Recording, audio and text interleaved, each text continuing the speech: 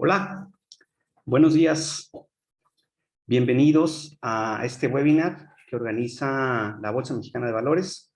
Yo soy Luis Joaquín Muñoz, soy profesor de la Escuela Bolsa Mexicana y tengo el gusto de presentarles a ustedes esta plática, este webinar que trata sobre cómo hacer una declaración anual para personas físicas, que pues es el tema, digamos, de moda en este mes de abril, que es el mes de las declaraciones para las personas físicas.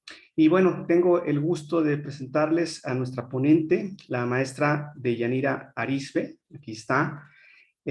Bueno, ella es presidenta de la Comisión de Comercio Exterior de la Asociación Mexicana de Contadores Públicos, ACE, que amablemente también en colaboración con la Escuela de la Bolsa Mexicana, pues nos ayudan a tener estos eventos para promover la educación financiera. Les platico brevemente algunos antecedentes de la maestra. Ella es licenciada en Contaduría y especialista fiscal por la UNAM. Está aquí en este siguiente slide. ¿Sí? Ella tiene una maestría en Derecho Administrativo y Fiscal. Es catedrática en la UNAM. Es presidenta de la Comisión de Comercio Exterior, como había mencionado, de la Asociación Mexicana de Contadores Públicos.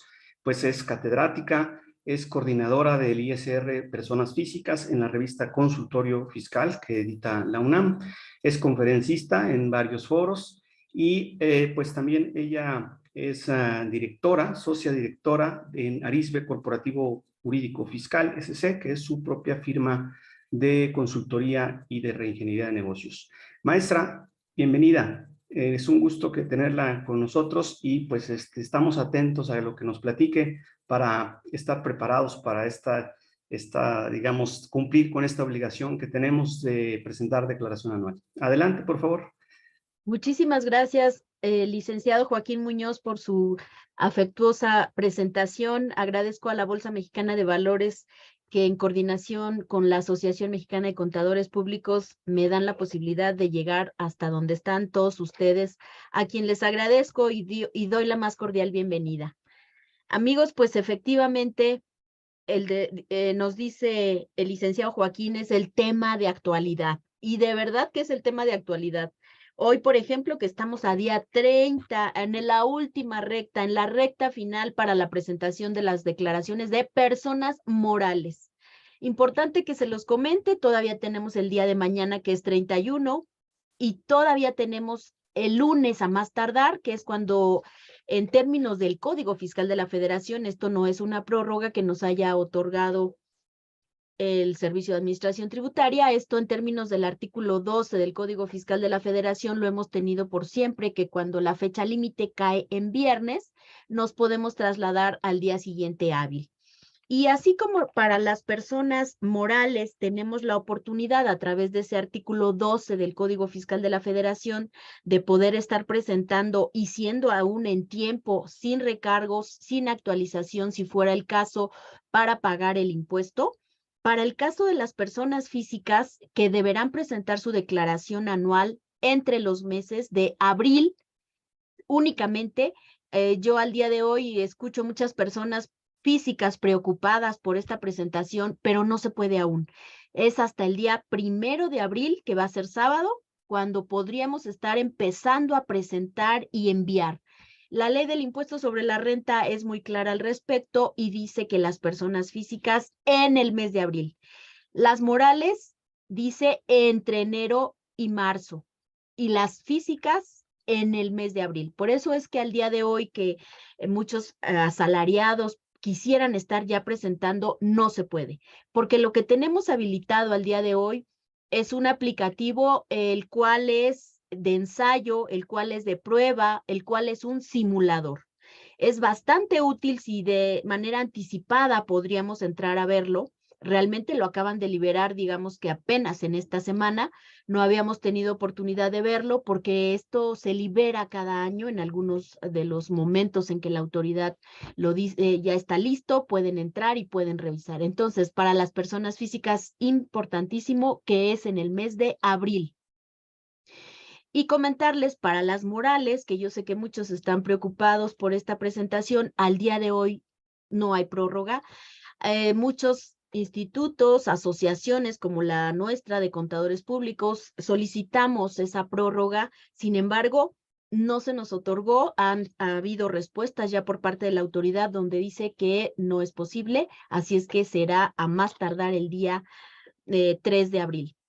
Comentaremos entonces la importancia de la presentación de esta declaración anual de personas físicas. Es nuestra oportunidad para, en su caso, poder tener un saldo a favor. Créanme que es muy importante que para este momento podamos tener ya a la mano un sinnúmero de documentos que nos van a ayudar a validar, que nos van a ayudar a soportar las deducciones personales que en materia del impuesto sobre la renta podemos estar aplicando. Es el único momento en el que las personas físicas podrán aplicar como deducciones autorizadas y, en su caso, si todo fue corriendo de manera adecuada, si se presentaron pagos provisionales de manera mensual y de manera correcta, si se realizaron retenciones de manera anual y de manera correcta, pues es este el momento en donde se conjunta una serie de ingresos. Déjenme platicarles que para las personas físicas tenemos un sinnúmero de tipos de ingreso que podríamos estar recibiendo. Hablaremos de los más comunes, pero les comentaba al inicio de esta charla que el título 4 de la Ley del Impuesto sobre la Renta, que es donde están las personas físicas, fíjense que tiene capítulo de salarios, tiene capítulo de ingresos por actividades empresariales y profesionales, tiene en este capítulo de actividades empresariales con varias secciones. Tenemos una sección que conocemos régimen general de las personas físicas de actividades empresariales y profesionales. Tenemos un régimen de incorporación fiscal muerto en ley, revivido en transitorios desde el año de 2022. Y además tenemos el muy sonado y digamos que nuevo régimen simplificado de confianza. Tenemos además plataformas digitales. Hablemos, por ejemplo, de este régimen simplificado de confianza, que será el primer año en el cual vamos a declarar, vamos a hacer anual las personas físicas que hayan estado en este régimen. Este régimen simplificado de confianza tiene muchas precisiones importantes. ¿Sabían ustedes que no se puede globalizar en la declaración anual? Este va a ser un tema independiente a los demás tipos de ingreso. Es más, si nosotros revisamos las disposiciones en materia de régimen simplificado de confianza para personas físicas, que es una opción y que además de ser una opción, pues tiene muchas aristas con relación a quienes no pudieron acceder a este régimen, porque son socios de otras empresas, porque excedieron el monto de los ingresos para poder pertenecer aquí. Pero básicamente las excepciones se dan debido a que la infraestructura de esa persona es de una capacidad administrativa mayor, o bien porque pertenece a otros grupos de sociedades. Y este régimen se crea precisamente para facilitar, para ayudar, para que puedan, en su caso, tener además una disminución en la carga administrativa y en el pago de los impuestos. Pero el cálculo anual es muy importante. Es un capítulo completamente por separado y lo único que se permite combinar es precisamente salarios e intereses. Hablando de Bolsa Mexicana, Escuela Bolsa Mexicana de Valores, por supuesto que ustedes tienen una interacción muy importante con este tema porque existen ganancias por enajenaciones en bolsa de valores, existen intereses en bolsa de valores, existen dividendos en bolsa de valores. Entonces tenemos que ver estas combinaciones para cuando nuestro contribuyente se acerque con nosotros y debamos hacer su declaración anual. Ese sería, fíjense, apenas vamos en el segundo capítulo que puede tener una persona física, que son las actividades empresariales y profesionales. Ya les decía, el régimen general, el régimen de incorporación fiscal que aún persiste y que aquellas personas que hayan quedadose en ese régimen que ya está desaparecido desde 2022, pero que por transitorios pudieron permanecer ahí en 2022 y al día de hoy también, hay quienes optaron en ese régimen por pagar sus contribuciones en régimen de incorporación fiscal a través de un coeficiente de utilidad. y si optaron por ese coeficiente de utilidad, están obligados a hacer declaración anual. Es algo así como estar adelantando en provisionales con un coeficiente que tiene que ver con la utilidad que tuviste en el ejercicio anterior. Adelantas, pero no es tu utilidad real. Llega el fin de año, haces tu declaración anual, determinas tu utilidad real y haces cuentas con el SAT. ¿Te debe o le debes? Es decir, puedes obtener un saldo a favor debido a que tus pagos provisionales fueron en exceso, o bien puedes salir a pagar. Eso es para el régimen de incorporación fiscal, que pareciera que ya no existe. Y después tenemos el régimen simplificado de confianza, que ya quedamos que para pertenecer a este régimen de primera instancia, tu único ingreso debió haber sido por arrendamiento, por prestación de servicios independientes y a través de intereses, y que esos intereses no hayan sido mayores a 100,000 pesos que se te permite tener. Se te permite tener régimen simplificado de confianza, se te permite tener salarios y se te permite tener intereses.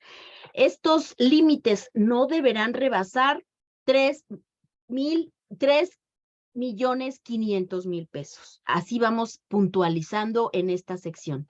Después tenemos la sección de ingresos por arrendamiento que no pudo haber sido de confianza. Luego tenemos ingresos por enajenación de bienes. Y fíjense que en enajenación de bienes, que es el capítulo 4 de las personas físicas, es bien interesante porque puede haber una enajenación de bienes muebles, que es algo un poco fuera de lo común, o una enajenación de bienes inmuebles, que es más común que se venda una casa habitación, que se venda en su caso un terreno, que se venda un edificio y tiene un tratamiento especial. Y hay otra sección que se llama de la enajenación de bienes muebles, donde ahí podríamos caer porque en su caso podríamos haber estado vendiendo un automóvil, podríamos estar vendiendo una obra de arte, podríamos estar vendiendo algo que tiene que ver con los bienes muebles y que el Código Civil también nos clasifica. Es importante que en esa sección de enajenación de bienes, capítulo 4 de la Ley del Impuesto sobre la Renta, nos veamos muy específicamente adentrados en la sección segunda, que es enajenación de acciones en bolsa de valores, y que precisamente ese tema que ustedes conocen muy bien, porque precisamente con ustedes se llevan a cabo esas operaciones, pues fíjense que es donde los empresarios mayor información ocultan a sus contadores. Y es muchas de las razones por las cuales a veces pareciera que van a tener un saldo a favor y se los niegan. ¿Y saben por qué se los niegan? Porque no declararon el total de los ingresos que recibieron. ¿Cómo se da cuenta la autoridad? Recuerden que hoy, más que nunca, paso a paso, transacción por transacción, nos va conociendo a través del CFDI, a través de la generación de constancias, a través del sistema financiero, que ustedes bien sabrán que no tenemos secreto bancario y que vamos dejando rastro de ese tipo de circunstancias. Y evidentemente, si hay en su caso una enajenación de acciones en bolsa de valores, a veces la autoridad, por supuesto, lo percibe. En muy pocos casos el empresario nos denota que lo tiene.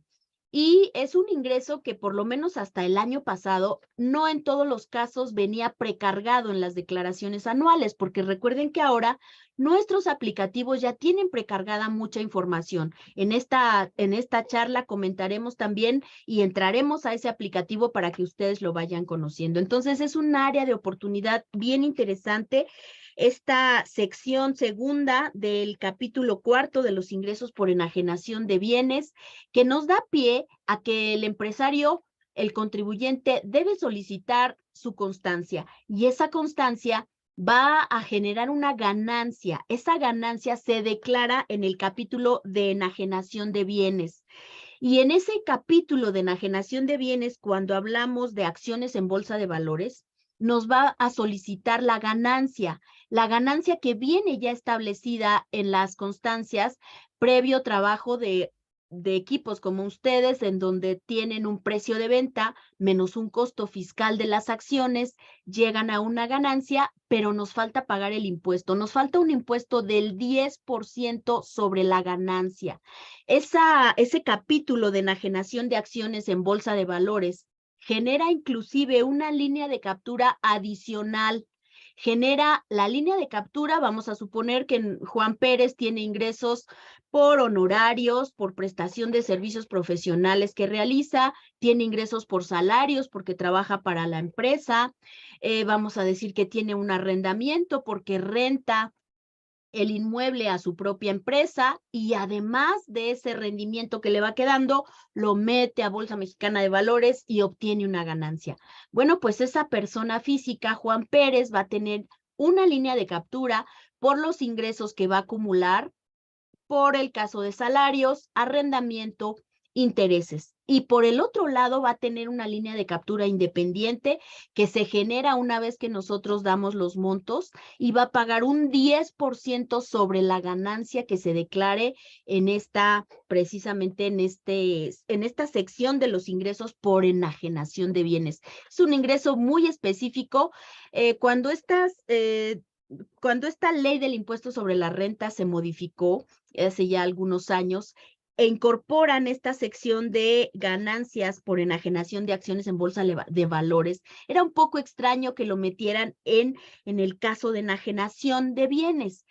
Por eso fue un poco el desconocimiento, pero también recuerden que a veces el empresario pues no tiene por qué saber toda esta técnica legislativa, toda esta técnica fiscal que al día de hoy manejamos. Por eso es importante que hagamos hincapié en que deben de declarar este tipo de ingresos. En el capítulo cuarto, enajenación de bienes de Bolsa Mexicana de Valores, en este caso llamado genéricamente enajenaciones en Bolsa de Valores. Otro de los ingresos que tienen las personas físicas, para que vean cómo de verdad en cualquier momento, en cualquiera de estos capítulos, cualquiera de nosotros puede caer. Yo casi diría que casi que todo mundo estaría obligado a presentar declaración anual. Tenemos los ingresos por adquisición de bienes, que efectivamente pues es la compra de algún tipo de bien, pero va mucho más allá de la compra de algún bien. En el caso de adquisición de bienes, y estamos hablando del capítulo quinto del artículo 130 al artículo 132, ahí pueden caer ingresos que pues pareciera que por nuestra mente nunca llegaríamos a pensar que tendríamos que pagar impuestos al respecto. Adquisición de bienes es cuando recibimos, fíjense, una donación. Hay donaciones exentas. Es muy importante que cuando hacemos la declaración anual nos vamos al artículo 93 de la Ley del Impuesto sobre la Renta, que maneja ingresos exentos por cada tipo de ingreso. Y bueno, para el caso de donaciones, entre ascendientes, descendientes, cónyuge, estarán exentos de pago del impuesto, pero a lo mejor en su caso, como señala también nuestra ley, habrá que informarlo. Pero fíjense, la donación es un ingreso. Si a mí me donan, es un ingreso que yo tendría que estar comunicando. Y si no fuera ascendiente, descendiente ni cónyuge, yo tendría que acumularlo. Es algo extremo, pero imaginen que cuando vamos en el metro y nos dicen, oiga, vengo saliendo del penal y vengo solicitando una ayuda, y lo que hacemos de inmediato es, pues ya desde que nos dicen del penal, sacamos la lana del bolsillo y le damos una donación. Esa persona está recibiendo una donación. ¿Cuántas veces se imaginan que va en el metro de ida y vuelta en un día? Yo creo que sí gana bastante más que un salario mínimo. Bueno, pues es un caso extremo, pero eso que está recibiendo la persona es un donativo. Y obviamente espero que no sea ascendiente, descendiente ni cónyuge, porque sería el único caso en el que estaría exento ese tipo de ingresos que estaría recibiendo. Es un ingreso del capítulo de adquisición de bienes. Es un caso extremo, lo comento así para que hagan análisis, como siempre las personas físicas estarán obligadas a pagar impuestos o bien obligados a presentar una declaración anual. Ese sería entonces el objeto en el caso de adquisición de bienes. Ven cómo no nada más es comprar un activo, comprar un inmueble. Es más, puede ser que yo me quede por el simple transcurso del tiempo que le llamamos prescripción positiva de manera pública, pacífica, continua, me quedo en un inmueble cuando es de buena fe, transcurre el tiempo, es mío y yo pagué algunos juicios para poderlo adquirir. Es un ingreso por adquisición de bienes por prescripción positiva y se declara aquí en adquisición de bienes. Es otro de los tipos de ingreso que se declara en adquisición de bienes. Me van a decir, así son casos muy extremos. Bueno, pero están previstos. El que no se presenten declaraciones, el que no se paguen contribuciones, pues hace que se focalice cada vez más en los mismos, en los mismos, en los mismos.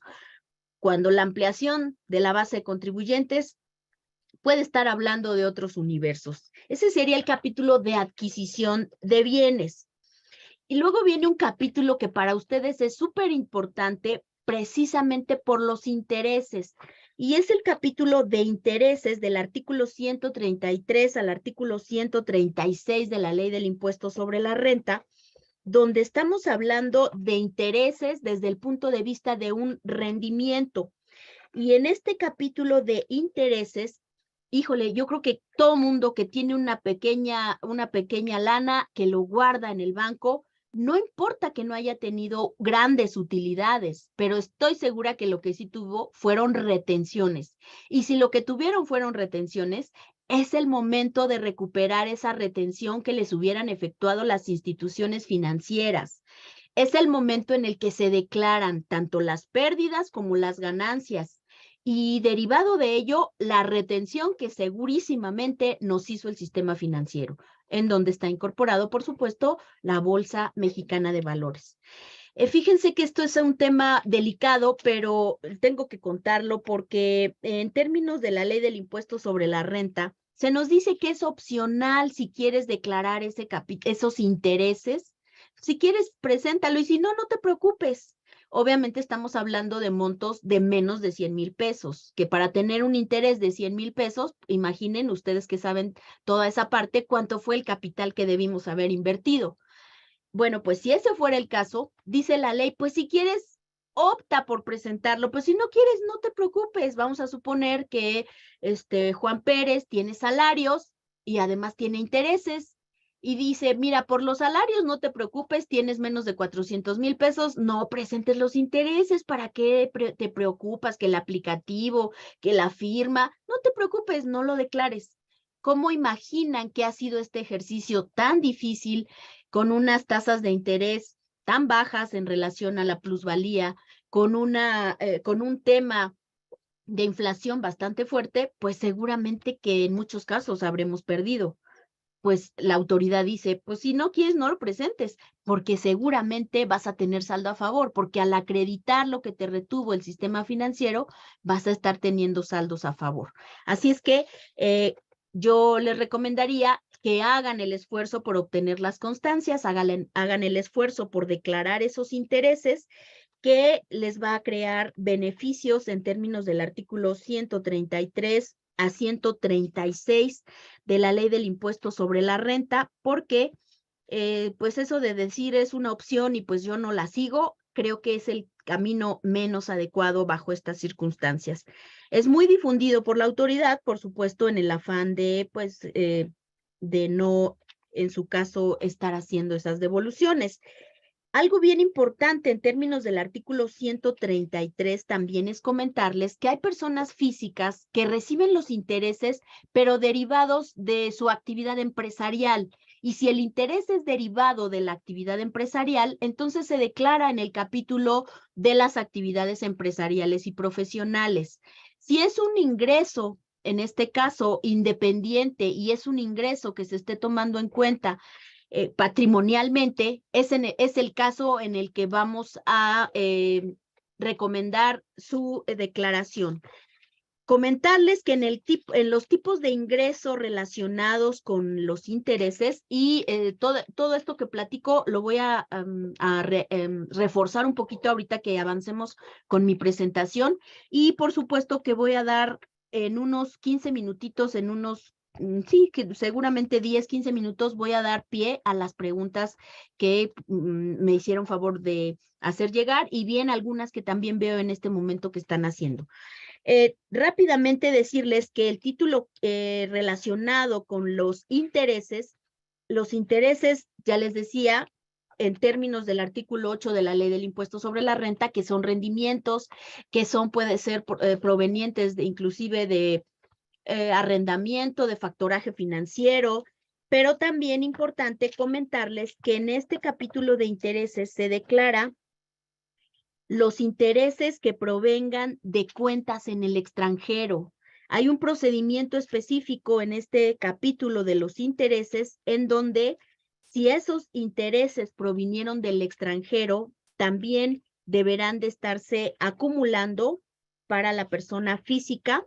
Podemos estar teniendo combinaciones relacionadas con residentes en el extranjero, con ingresos de fuente de riqueza en territorio nacional, o bien mexicanos que trabajan en el extranjero, pero que no rebasaron los 183 días. Entonces, es muy importante conocer los antecedentes que tenga su contribuyente en términos de el pago de los impuestos. Y efectivamente, conocer el entorno patrimonial de nuestra persona física nos va a llevar a saber cuál es su residencia fiscal, cuál es la fuente de riqueza y además en qué países se encuentran para en su caso poder ir revisando los tratados para evitar la doble imposición que nos permitirán acreditar el impuesto que ellos hubieran pagado en otro país o bien nosotros poder trasladarle el impuesto pagado aquí en México para que lo acrediten en el país de residencia. Estas combinaciones con relación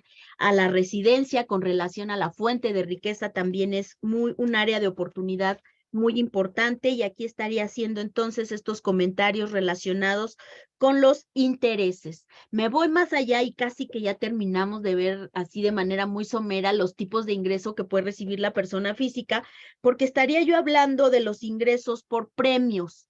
Ingresos en premios del artículo 137 al artículo 139 de la Ley del Impuesto sobre la Renta, y en ese caso de premios, pues se refiere a todo lo que se hubiera obtenido a través de loterías, rifas, sorteos, juegos con apuestas, concursos de toda clase, que en su caso estas personas que no efectúen la declaración a que se refiere el artículo 90 no podrán considerar la retención efectuada como pago definitivo. Deberán acumularlo a sus demás ingresos. Lo comento tal cual lo señala el artículo 138 de la Ley del Impuesto sobre la Renta, porque si no se informa que se recibió un premio, se convierte en gravado.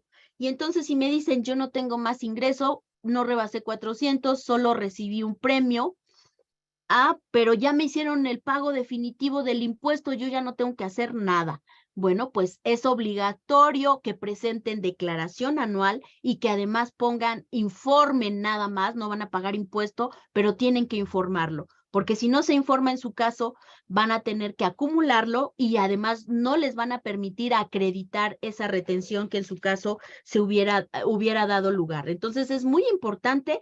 De hecho, esta es la primera vez que los aplicativos para la declaración anual manifiestan en uno de sus apartados cuando se va habilitando, oye, ¿solamente vas a informar? Sí. Ok, te habilito los campos que necesitas. ¿Qué vas a informar?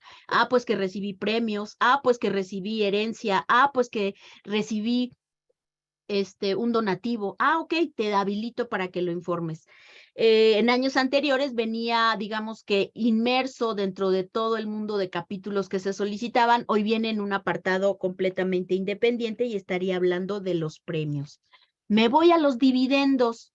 Y ojo, cuando hablamos de dividendos, en algunos casos de manera mercantil, podríamos estar diciendo que es un rendimiento, porque lo que señala la Ley del Impuesto sobre la Renta en el capítulo 8 en relación al ingreso por dividendos corresponde al rendimiento que a los que participan en una sociedad mercantil les corresponde una vez aprobados los balances, una vez determinadas cuentas de utilidades que llevan el control de utilidades y que posiblemente conozcan con el nombre de cuenta de utilidad fiscal neta. El dividendo que proviene de ahí no paga un impuesto que es grandote, que les voy a decir que es el dividendo por el factor de 1.4286 y luego por el 30%. Ese es el impuesto por los dividendos. Es un impuesto grande. Lo que se acumula en la anual es el dividendo más el impuesto. Ese dividendo más el impuesto se acumula, pero después al causar el impuesto se resta, así es que no es tan grave. Además, recibimos el ingreso, hay que declararlo de manera inminente. Solo tengan en cuenta cuál es el concepto de la constancia sobre la que se entregan los dividendos y tomen en cuenta que para acumularlo es el dividendo más el impuesto que se les retuvo por el dividendo y después calcular todo el impuesto y acreditarlo. Más adelante en un pequeño Excel se los voy a mostrar. Y si se me olvidó algo, existe el capítulo 9 de los demás ingresos. De los demás ingresos que obtengan las personas físicas, por si algo se le olvidó a la autoridad, pues ahí me lo declaras también en el capítulo 9 del artículo 141 al artículo 146, pues hay cualquier cosita que se me haya olvidado, como que, oye, ¿a poco es un ingreso cuando me prestan dinero y luego me dicen, ay, Deyanira, yo vi que estás bien preocupada, ya no me lo pagues, quédate con él? Oye, es una forma de modificar mi patrimonio porque me está evitando desembolsarlo. Ah, pues sí, ¿qué crees?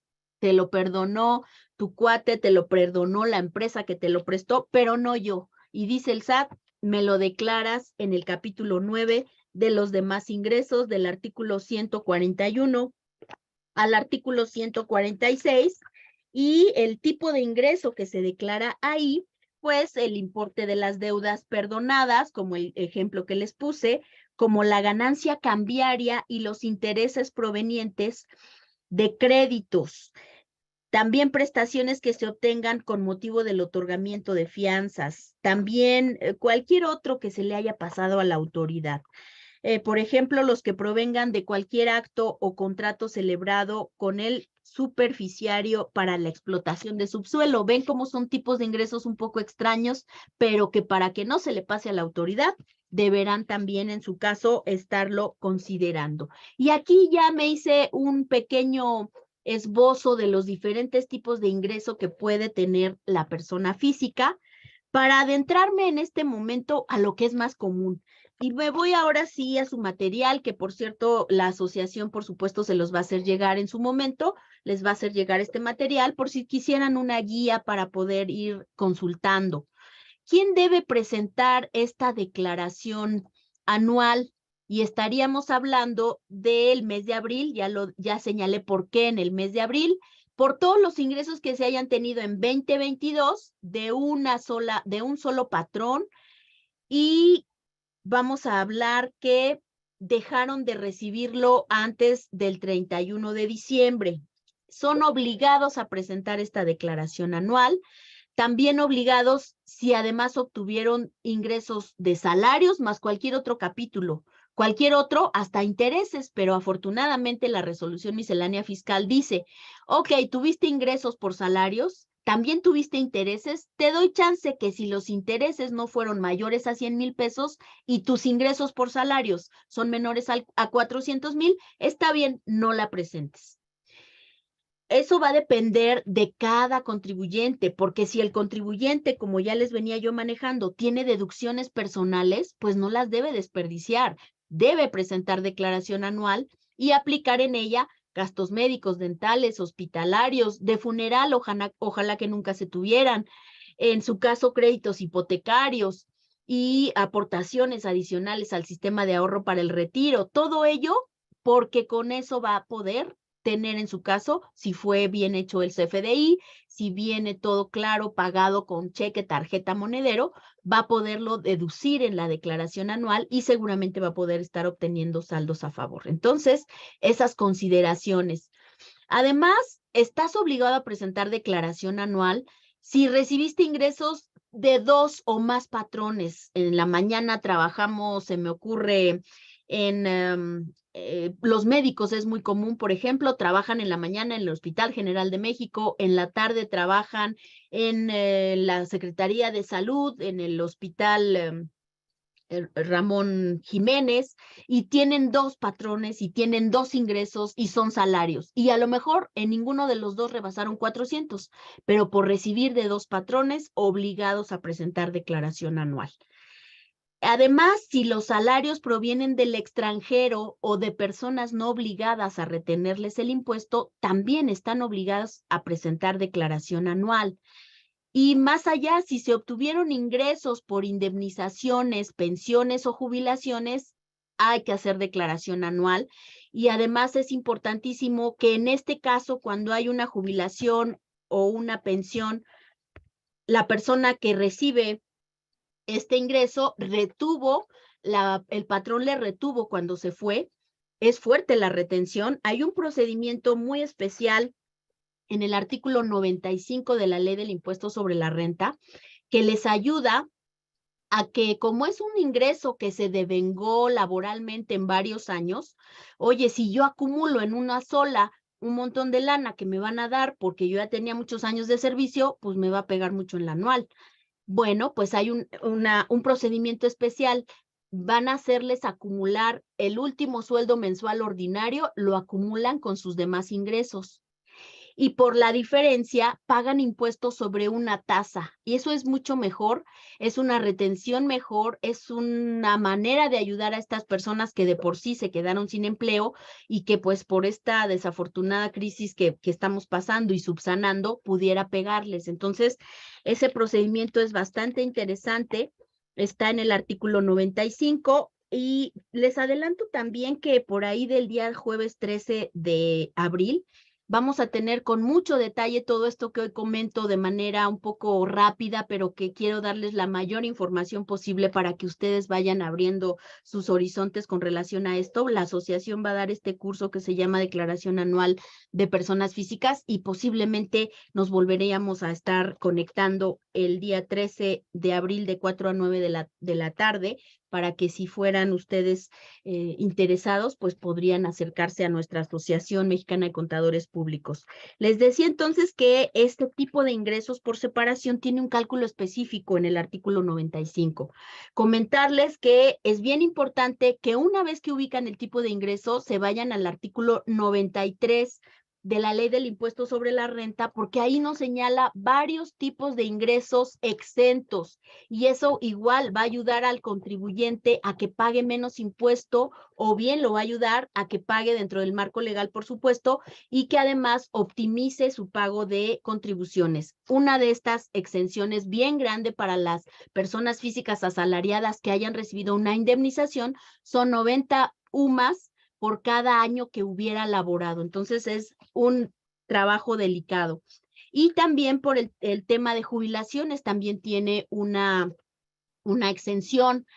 Si en su caso hubieran recibido, por ejemplo, una pensión de viudez, se me ocurre, si alguien les deposita en calidad de alimentos, porque se me ocurre una demanda civil en materia de alimentos, pues el demandado deberá de estar depositando ciertas cantidades, pero eso lo recibimos en calidad de alimentos y sería un ingreso exento.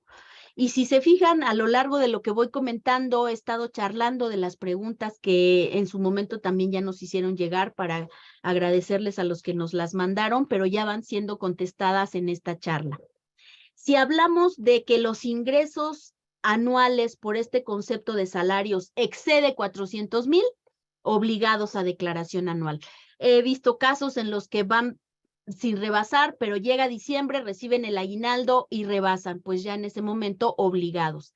Y también he visto quienes a final de marzo, principios de abril, a la mitad, cuando empiezan a escuchar algunos comerciales que se presentan donde dice que pues que presentes tu declaración anual, que te van a devolver de inmediato, pues hay quien osa en decirnos, oiga, ¿sabe qué? Ahí vemos la fila de recursos humanos, ¿sabe qué? Quiero presentar mi declaración anual. Ya es demasiado tarde, porque para ese momento ya hubieron muchos antecedentes que le dimos a la autoridad en donde no te contemplamos para presentarla. El reglamento de la Ley del Impuesto sobre la Renta establece que debieron habernos avisado a más tardar el 31 de diciembre de 2022. Por eso a veces les recomiendo, manden un comunicado donde les avisen con tiempo que quienes van a presentar de manera voluntaria su declaración anual para no tener luego la fila en recursos humanos de varias personas que lo quieren hacer en ese preciso momento. Ya los tiempos se excedieron. Entonces, para dejar una evidencia, para decirle al trabajador con toda confianza, oye, yo te avisé, mira, en esta fecha te pasé la circular, oye, mira, en esta fecha te habilité el portal para que me avisaras. A estas alturas lo veo bastante complejo. Entonces, son las consideraciones para quienes están obligados a presentar esta declaración anual a más tardar en el mes de abril, porque al momento pues no hemos tenido nada diferente. Voy a salir un momento porque en quiero cambiarme de pantalla para ver si ustedes pueden ir viendo conmigo. Híjole, ya me sacó de la página, pero no importa, es que quería que vieran el aplicativo del SAT que nos están ya presentando para poder hacer pruebas, que le están llamando que es un aplicativo pues de prueba, es para que ustedes vayan viendo qué nos van solicitando. Y sin embargo, pues creo que ya me sacó, pero aquí más adelante lo vamos a ver. Aquí también comento lo relacionado con servicios profesionales, aquellos que tienen ingresos, que ya lo platiqué, de la sección de actividades empresariales, plataforma, región fronteriza, régimen de incorporación fiscal cuando exista coeficiente, el simplificado de confianza por las actividades empresariales, profesionales, otorgamiento de uso goce, o bien que hayan tenido por el cobrar rentas de algún inmueble, recibieron intereses o dividendos o enajenaron bienes o adquirieron bienes con todo lo que ya fui comentando. Voy ahora a hacer un pequeño esbozo de las deducciones autorizadas que pueden ustedes estar aplicando en la declaración anual. Solo que no logro avanzar. Denme un segundo. Ok. Ya quedamos entonces los tipos de ingreso. ¿Qué deben informar sobre préstamos, donativos y premios que hayan tenido en 2022? Siempre que en lo individual o en su conjunto excedan de 600,000 pesos. ¿Recuerdan estos casos extremos que les platiqué? Bueno, si eso excedió de 600,000 pesos, hay que informarlo en la declaración anual. Asimismo, están obligados a informar sobre los ingresos obtenidos por la enajenación de casa-habitación, por la obtención de herencias, legados y premios obtenidos también en 2022, y estos tipos de ingreso cuando hayan excedido 500,000 pesos. Me van a decir, oye, Deyanira, pues ¿qué no la casa habitación me dijiste que estaba exenta? Está exenta, pero para conservar la exención hay que informarlo. Es importante. Lo mismo una herencia. En México, la mayor cantidad de fortunas que se trasladan entre familias son sin pago de impuestos sobre la renta, que son exentas, pero hay que informarlos.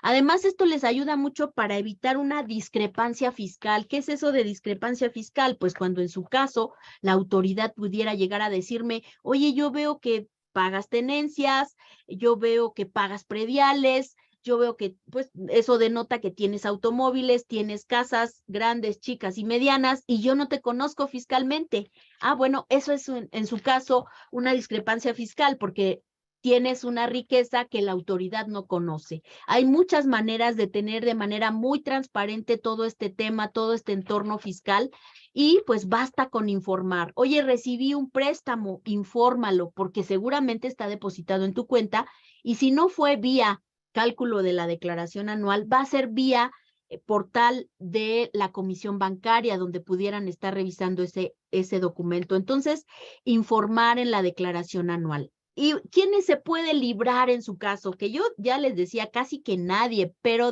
si acaso no tienes ingresos mayores a 400, recibes ingresos de un solo patrón, no recibiste jubilaciones, pensiones ni haberes de retiro, no haces declaración anual. Y además, no te diste a la tarea de recabar gastos médicos, dentales, hospitalarios, escuelas, pago de colegiaturas para menores, toda esa parte, no tienes nada, no presentes declaración anual. Obtuviste ingresos por salarios de un solo patrón, también intereses. Los salarios no son mayores a 400, los intereses no son mayores a 100, no presentes anual. En este caso, las excepciones. Recibiste ingresos por salarios de un patrón, no existe impuesto a cargo en la declaración anual. El patrón te haya emitido comprobantes de nómina por la totalidad de los ingresos y los ingresos del contribuyente por intereses no rebasen 20,000 pesos, también estás eximido de presentar esta declaración anual. No obstante, casi que a todo mundo le conviene hacerlo con los gastos médicos y con las retenciones que pudieran tener en el caso de intereses.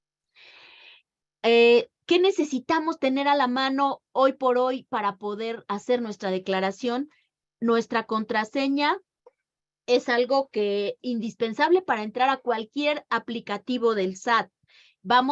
Supongamos que no tenemos, vamos al SAT, llevamos una identificación, nos dan una contraseña que ustedes van a elaborar y que son 8 dígitos. Con eso pueden tener su contraseña.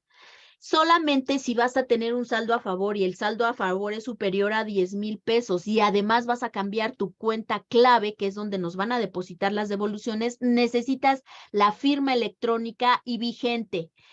Si no tienes firma electrónica, pero tienes clave CIEC, pues solicítalo, o bien puedes hacerlo a través de un aplicativo que tiene el SAT, que haces una grabación, la envías y te da posibilidad de recibirlo. Si es que todo lo ve bien, te manda un aviso en tu correo donde te dice que lo puedes hacer.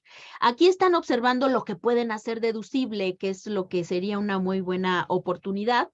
Médicos dentales, gastos de transporte escolar, cuando en ese lugar es indispensable que se tenga el transporte.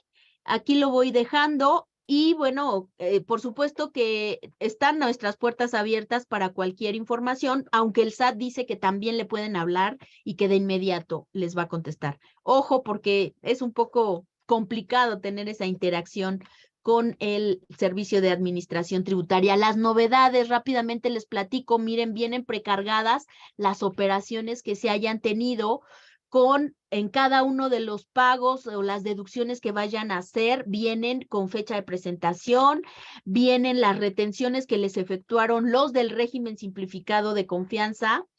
Esas serían algunas de las circunstancias. Van a ir obteniendo aquí en donde dice detalle los ingresos.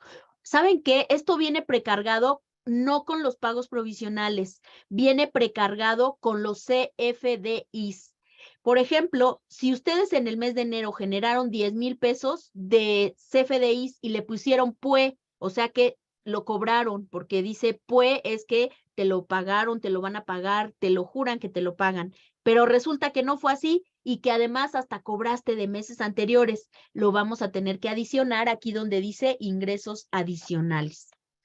Y viene también los tipos de deducción que en su caso podrían estar aplicando, los tipos de activo que podrían estar aplicando, lo que les hayan retenido las personas morales a las personas físicas, y van a poder ir agregando ese tipo de circunstancias. En el caso de intereses, viene solicitando los que son de sistema financiero, como cada año, los que no son de sistema financiero, y el monto de los intereses nominales, el monto de los intereses reales, para considerar acumulable solamente el nominal y poder acreditar el retenido. Así es que serían estos los temas, digamos, nuevos. Vienen nuevamente precargados las deducciones personales. Viene además esta parte que son datos informativos para ir cuidando si tuviste préstamos, donativos, premios que en lo individual o en su conjunto excedan de 600,000 pesos. Lo que pueden deducir en la declaración es o el 15% de los ingresos o 175,505, que son 5 UMAS elevadas al año, lo que sea menor.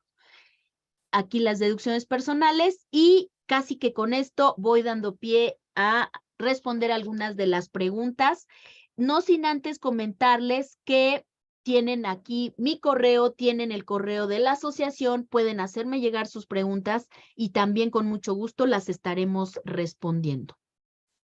Doy la palabra en este momento al licenciado Joaquín Muñoz. Licenciado, no sé si quisiera hacerme algunas preguntas y algún comentario que tengamos de nuestros participantes. Bueno, primero que nada, muchas gracias, maestra. Creo que esto fue muy interesante y creo que es claro que es apenas un pedacito de todo lo que es este tema.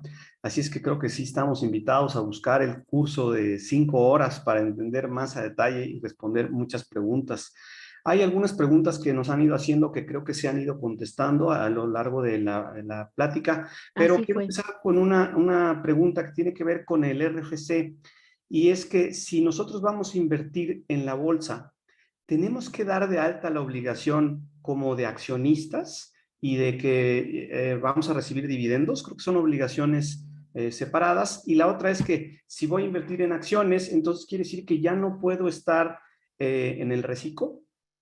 Por ahí voy a empezar. Muy bien, adelante. Pues primero que nada, la actividad principal a la que se esté dedicando, en su caso, el contribuyente, será la que tendremos que dar de alta. Decía yo al principio, si los intereses provienen de la propia actividad empresarial, cuando nosotros nos damos de alta en actividades empresariales y profesionales, ya viene por ende ese tipo de ingreso tipificado en el capítulo que le corresponda. Si hablamos de dividendos, sí creo que además de tener la habilitada, digamos, que la opción de dividendos, que hay una actualización de actividades, lo que debemos hacer, nos van a hacer una serie de preguntas a través de la página del SAT y después de responder esas preguntas nos van a otorgar la clave o la actividad económica que corresponda. Dentro de los tipos de preguntas que se hacen para otorgarnos la clave de dividendos es que si eres socio de persona moral. Si eres socio de persona moral y si recibes rendimientos de esa persona moral. Si ese es el caso y nuestra actividad de dividendos se apega, nos van a dar precisamente esa como actividad. Lo que es muy importante es también ver la lógica operativa. Si solamente al responder las preguntas de ese aplicativo en el SAT para darme de alta y que me den un RFC como clave, voy poniendo y dejando evidencia que únicamente tengo ingresos por intereses y que únicamente tengo ingresos por dividendos, pues también habrá que ver esa parte lógica de cómo genero los intereses. ¿Recibí una herencia y en qué momento la informé? Si solamente vivo de mis intereses, pues en algún momento generé capital. Entonces, a lo mejor tengo una pensión y debí haber en su momento señalado la pensión. A lo que voy es que esta parte de la actualización de obligaciones en el RFC puede hacer algo muy mecánico y efectivamente nos van a dar las claves, vamos a tener ingresos por dividendos, vamos a tener ingresos por enajenación de bienes de la sección segunda de enajenaciones en bolsa de valores. Pero lo más importante ahora es también saber y poder demostrar de dónde provienen los recursos que yo tuve para poder llevar a cabo esa generación de ganancias, esa generación de intereses. Y en el caso específico del régimen simplificado de confianza, créanme que dieron algunas excepciones porque efectivamente la resolución miscelánea está para dar facilidades, está para dar excepciones y una de ellas es precisamente que no podemos pertenecer al de confianza cuando operamos y cuando somos parte activa fundamental de las sociedades mercantiles siendo socios, pero no así de las sociedades como la que mencionan. Imaginen que yo soy socia del club deportivo, ¿cómo se llama este que está en Arquímedes? Del Asturiano de México, ¿no? Por ejemplo. Pues ya por eso no podría yo tener régimen simplificado de confianza, pero la resolución miscelánea me lo aclara y me dice que sí puedo pertenecer, dado que al final de cuentas soy una usuaria simplemente de ese club deportivo. Entonces, ahí están dándose las excepciones. Otro punto importante, y yo creo que ahí también es una de las preguntas que me hicieron, lo ven ustedes en pantalla, con relación a los SOFIPOS, sociedades financieras populares o sociedades con fines de lucro que tienen por objeto promover la captación de recursos, así como colocarlos mediante préstamos o créditos al público en general. Estaríamos hablando de la generación, lo que me gustaría para poder afinar mi respuesta, de un tipo de interés que está recibiendo la persona física, o bien es un préstamo que solicitó, y para poder saber si se resta en la declaración anual como deducción personal por créditos hipotecarios, que es lo que señalan las disposiciones, que podemos restar en nuestro cálculo anual los intereses reales pagados para la adquisición de créditos hipotecarios para la adquisición de casas habitación. O bien, si se recibió a través de una SOFIPO, intereses. Si ese fuera el caso, pues habrá que declararlo en el capítulo de intereses por los rendimientos que fueran estándose obteniendo de esas sociedades financieras populares que están registradas, que pertenecen a la Comisión Nacional Bancaria y que además también están reguladas por la Secretaría de Hacienda y Crédito Público. Aquí les estaría yo dejando las referencias. Muy No bien, sé si muchas tuviéramos alguna gracias. otra, Muchas creo gracias, que ya profesor. Sí, se por nos ahí está hay agotando. bastantes preguntas, pero creo que no nos va a dar tiempo de abordar todas. De lo que no se mencionó, que no salió durante la plática, uno de nuestros asistentes pregunta que recibe remesas de hermanos que vienen están de fuera del país, si esas hay que declararlas y qué rubro por ahí. Me parece que podrían calificar como donaciones, tal vez. Ok, sería importante, como bien lo comenta el licenciado Muñoz, quién está haciendo esos depósitos y bajo qué calidad. Si son ascendientes, descendientes, cónyuge, habría que informarlos cuando excedan de 500,000, cuando excedan de 600,000, informar para evitar que nos lo graben y para que sea todo transparente. Eso sería para el caso de familiares. Si no fueran familiares, en su caso, también hay una obligación y serían donativos por adquisición de bienes en su caso, que siendo muy apegados a la realidad, tendríamos que estar reportando en la declaración anual. O bien si fueron rendimientos, caso en el cual tendríamos que estarlo reportando en el capítulo de intereses. Entonces, a lo mejor precisar mucho, un poquito más afinar quién lo está depositando. Generalmente son familiares, y si son familiares en primer grado, creo que serían exentos, ingresos exentos, pero sí hay que informarlos. Y Ok. casi que pienso que sí llegan a esos montos. Muy bien, pues muchas gracias.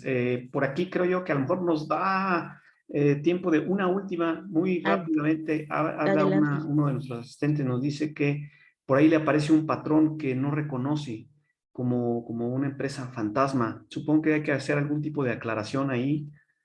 Ok, sí, es un caso bien importante que puede darles de repente que cuando ustedes precargan la información en el apartado, pues, oye, yo no conozco este RFC, nunca he trabajado para esa persona y resulta que hay un pago y una retención.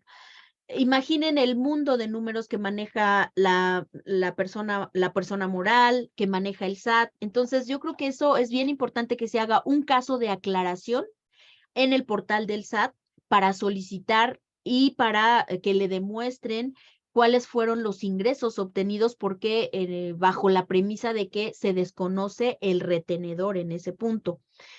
Puede ser también una previa investigación del trabajador que a veces no se retiene con el RFC de quien ubicamos como tal.